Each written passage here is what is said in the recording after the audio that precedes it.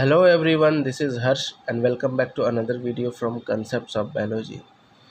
तो गाइज आज की इस वीडियो में हम डिस्कस करेंगे दो इम्पॉर्टेंट टर्म्स को, जो कि है पैथोजन। देखो, एक तरफ मैंने यहाँ पैथोजन लिख रखा है और एक तरफ क्या लिख रखा है, एंटीजन। ठीक है, तो हम पैथोजन और एंटीजन के बारे में डिस्कस करने वाले हैं और क्या देखने वाले हैं कि इन दोनों के बीच डिफरेंस क्या है। क्या पैथोजन और एंटीजन एक ही चीज़ है या अलग अलग चीज़ें हैं, है ना। इन सब चीज़ों को हम देखेंगे और अपने कंसेप्ट्स को क्लियर करने की कोशिश करेंगे। Okay, so let's start. तो चलो देखते हैं पैथोजन का डेफिनेशन क्या है। तो देखो, pathogen are microorganism like bacteria, fungi, protozoans and viruses. Pathogen क्या है? माइक्रो ऑर्गेनिज्म है ना, सूक्ष्म जीव हैं। ठीक है, सूक्ष्म जीव जैसे क्या हो गया, बैक्टीरिया हो गया, है ना, फंजाई हो गया, प्रोटोजोअन्स हो गया, वायरसेस हो गया। सूक्ष्म जीव जिसे हम अपनी नेकेड आई से नहीं देख सकते हैं। ठीक है, इसे देखने के लिए हमें किस चीज़ की ज़रूरत होती है, यानी कि सूक्ष्मदर्शी की, यानी माइक्रोस्कोप की ज़रूरत। ठीक है, ऐसे हम इसे नहीं देख सकते। ठीक है, ओके, चलो। तो ये था पैथोजन का बिल्कुल साधारण सा सिंपल सा डेफिनेशन, है ना। चलो, अब देखते हैं एंटीजन क्या कह रहा है। सब्सटेंसेस और द पार्ट ऑफ पैथोजन। ध्यान से सुनना, इस डेफिनेशन को ध्यान से सुनो और देखो। ठीक है, वैसे सब्सटेंसेस या पैथोजन के पार्ट, ठीक है, विच स्टिम्युलेट इम्यून रिस्पॉन्स, है ना।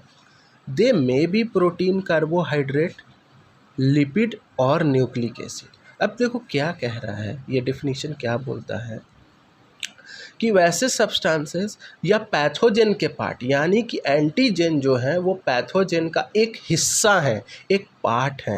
ठीक है, जो क्या करते हैं, आपके इम्यून रिस्पॉन्स को स्टिमुलेट कर देंगे, है ना। आपके जैसे ही अगर कोई एंटी पैथोजन आपकी बॉडी में एंटर करेगा, है ना, या तो साथ ही साथ क्या होगा, देखो ये पैथोजन के ही पार्ट है एंटीजन। इस चीज़ को समझना बहुत इम्पॉर्टेंट है, द पार्ट ऑफ पैथोजन। तो साथ ही साथ इसका मतलब एंटीजन भी एंटर कर रहा है। ठीक है, तो आपकी बॉडी क्या करेगी कि उस एंटीजन को रिकॉग्नाइज करेगी, ठीक है, और सारे इम्यून सिस्टम सेल्स को अलर्ट करेगी।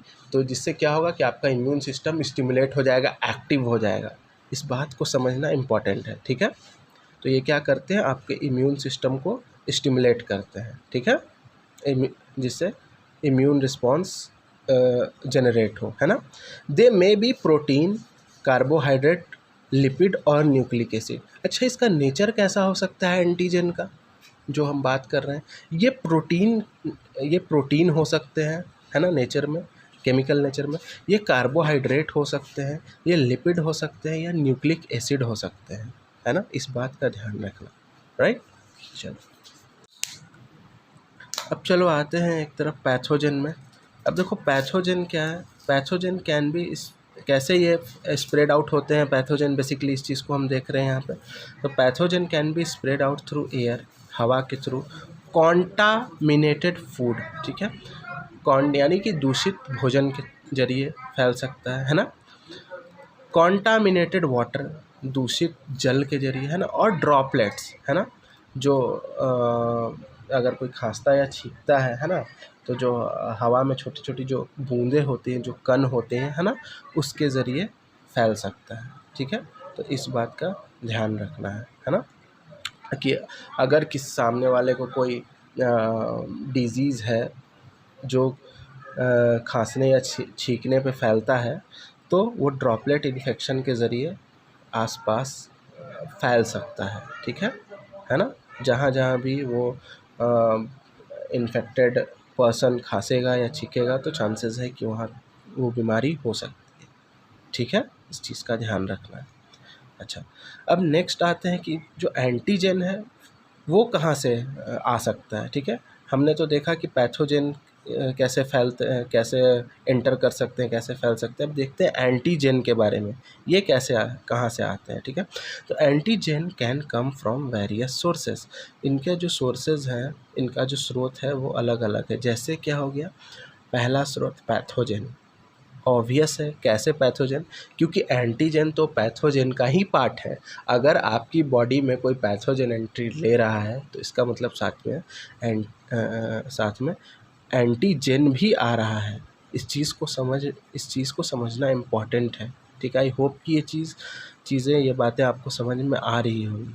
ठीक है, तो पैथोजन के थ्रू फैल सकता है। साथ ही साथ एलर्जेंस, कुछ वैसे सब्सटेंसेस जो एलर्जी क्रिएट कर सकते हैं आपकी बॉडी में, उसके थ्रू, जैसे डस्ट हो गए और पोलन हो गए। एलर्जेंस के थ्रू भी एंटीजन आपकी बॉडी में एंट्री ले सकता है। बात ध्यान रखना, केवल पैथोजन ही नहीं, एलर्जेंस के थ्रू, इवन फ्रॉम सेल्स। देखो, और कैसे, सेल्स के थ्रू और tissue from another individual in case of organ transplant. अब इस लाइन को समझना इम्पॉर्टेंट है।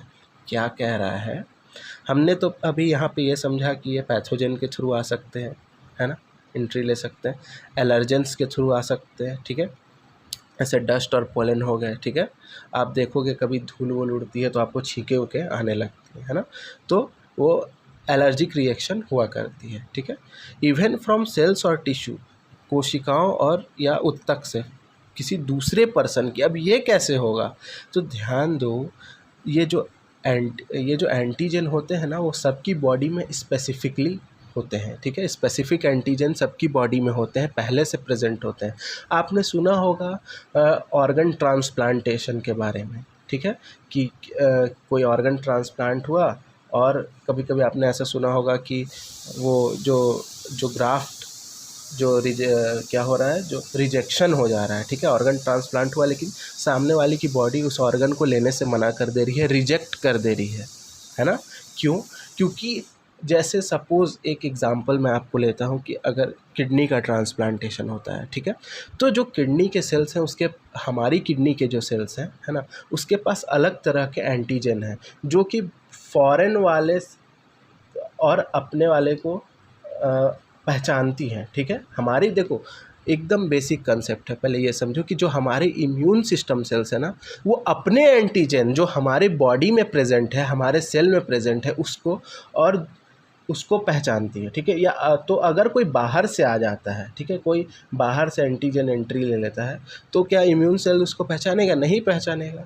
ठीक है, आप अपने फैमिली मेम्बर को तो जान रहे हो, ठीक है, लेकिन सपोज़ कोई एकदम नया पर्सन आ गया जिससे आपने कभी देखा नहीं, कभी आप मिले नहीं हो, तो आप उसको तो नहीं पहचानोगे ना, है ना।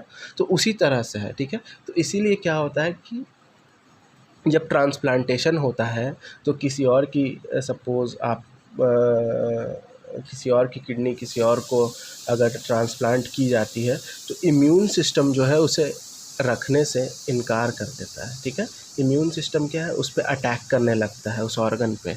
ठीक है, तो इससे क्या होता है, उस ऑर्गन के ट्रांसप्लांटेशन का जो सक्सेस है, सक्सेसफुली ट्रांसप्लांट होने के जो चांसेस हैं वो कम हो जाते हैं। क्यों? क्योंकि उसको लगता है कि ये तो एंटीजन जो है ये फेमिलियर नहीं है, ये मेरा नहीं है। ठीक है, इसीलिए इम्यूनोसप्रेसेंट, पेशेंट को इम्यूनोसप्रेसेंट दिया जाता है कि उसकी जो इम्यून सिस्टम है वो लेस एक्टिव हो जाए। ठीक है, ज़्यादा एक्टिव ना हो।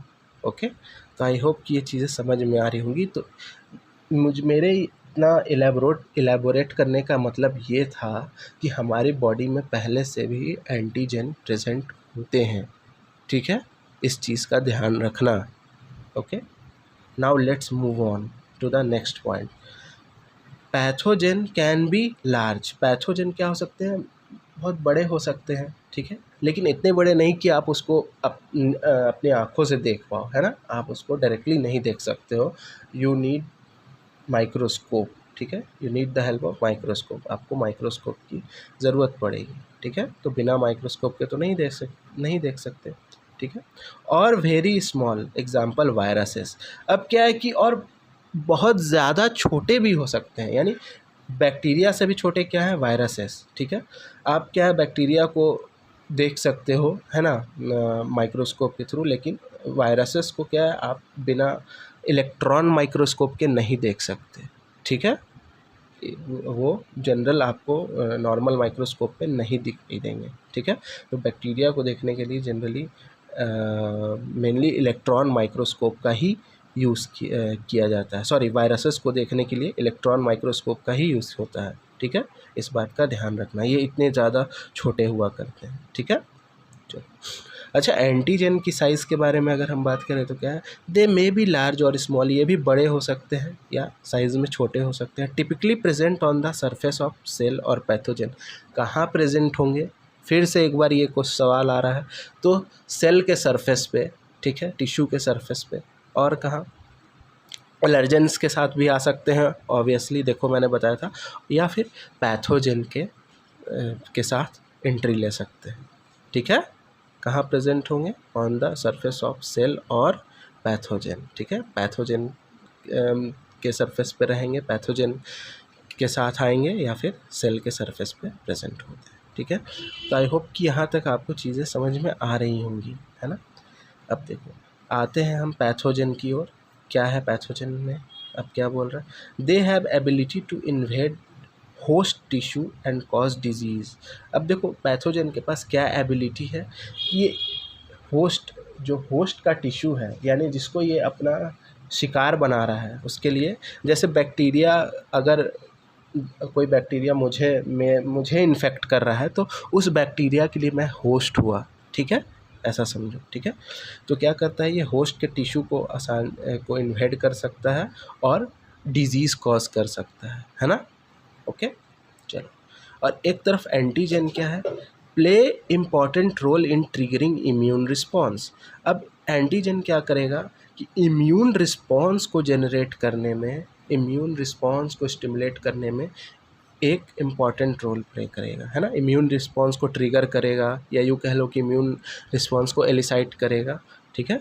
तो जैसे ही कोई पैथोजन आपकी बॉडी में एंट्री लेता है, तो आपका इम्यून सिस्टम उस पैथोजन के साथ जो एंटीजन आया होता है उसको रिकॉग्नाइज करता है, ठीक है। और सारे इम्यून सिस्टम सेल को बोलता है कि देखो कोई बाहरी घुसपैठिया हमारे पास आ चुका है, इसे हमें हटाना है, इसे हमें वाइप आउट करना है, ठीक है, क्लीन करना है इसे, वरना ये हमारी बॉडी को हार्म पहुंचा सकता है, ठीक है। इसे हमें एकदम से भगा देना है, ठीक है।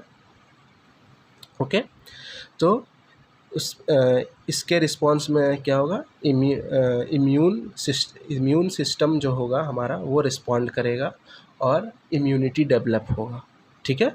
तो आई होप गाइस कि आपको ये जो वीडियो है वो समझ में आई होगी, चीज़ें आपको समझ में आई होंगी। अच्छा, मैं एक बात आपको और बता दूं, देखो यहाँ पे मैंने एक छोटा सा डायग्राम यूँ ही दिखा रखा है। तो देखो ये क्या है, एक मान के चलो, ये जो मैंने यहाँ पे बना रखा है, ये वायरस है या बैक्टीरिया है, ठीक है। ये जो मैंने बना रखा है ना, सर्कुलर सा, एक्चुअली कम्प्लीटली सर्कुलर नहीं है बट फिर भी ठीक है। और यहाँ पे देखो जो ऊपर मैंने इस तरह से दिखा रखा है, लाइक दिस, ये जो स्ट्रक्चर दिखाई दे रहा है आपको ऐसा बाहर प्रोजेक्शन, ठीक है, ये इसका एंटीजन है, ऐसा समझ के चलो, ठीक है। ये बैक्टीरिया या वायरसेस हो गया, ठीक है, या कोई भी माइक्रो ऑर्गेनिज्म हो गया, और ये इसकी सरफेस पे देखो एंटीजन प्रेजेंट है, ठीक है, जिसको इम्यून सिस्टम सेल्स रिकॉग्नाइज करेंगे, है ना। सो गाइज़ आई होप कि आपको जो अभी तक मैंने समझाया वो बातें समझ में आई होंगी, और आपको डिफरेंस पता चल गया होगा कि पैथोजन और एंटीजन में क्या डिफरेंस है। अगर ये वीडियो आपको अच्छी लगी हो तो अपने दोस्तों के साथ शेयर करें। आप मेरे चैनल को सब्सक्राइब भी कर सकते हैं। Will see you in the next video. Thank you for watching.